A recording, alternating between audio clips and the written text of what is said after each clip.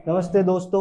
आज Nifty gap up हुई 60 points और अपने सारे रेजिस्टेंस के ऊपर।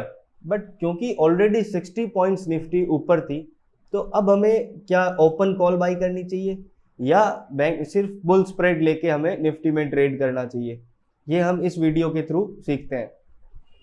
अब मैंने एक टेलीग्राम चैनल में अब एक ट्रेड शेयर किया था, 22,700 की कॉल एक बाई करके और 850 की डेढ़ सेल करना। दैट मीन्स 22,700 की कॉल 2 लॉट लेके और 22,850 की 3 लॉट सेल करना।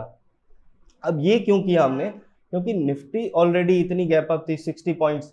अब निफ्टी में अगर हल्का भी रिवर्सल आता तो हमें बुल स्प्रेड या फिर ओपन कॉल बाई में बहुत लॉस होता।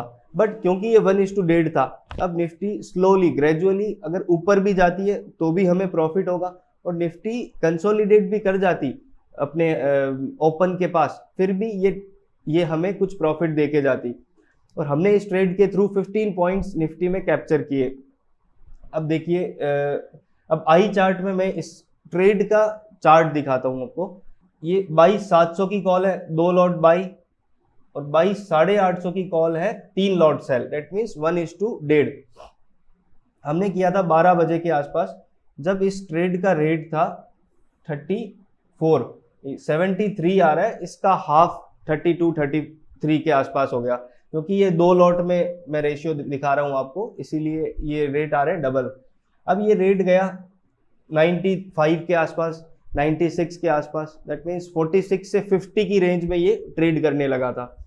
और जब निफ्टी यहाँ से फॉल हुई, जब निफ्टी में ये 50 पॉइंट्स की एक रेड कैंडल आई, तब हमारा ट्रेड का लो बना 76। मतलब फिर भी हमारी कॉस्टिंग से ऊपर था, तो हमें स्टॉप लॉस भी इसने दिया नहीं। हमारा स्टॉप लॉस था 10 पॉइंट्स का।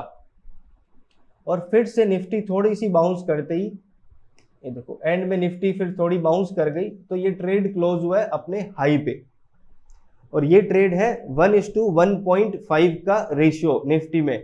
और इसका लॉजिक था, निफ्टी ऑलरेडी गैप अप हो चुकी थी, और गैप अप के बाद और ऊपर कितना सस्टेन करती ये हमें आइडिया नहीं था, इसीलिए हमने बुल स्प्रेड या फिर नेकेड बाई नहीं ली। ऐसे ट्रेड में और भी शेयर करते रहता हूं अपने टेलीग्राम पे, so do join our Telegram channel and subscribe our YouTube. Thank you.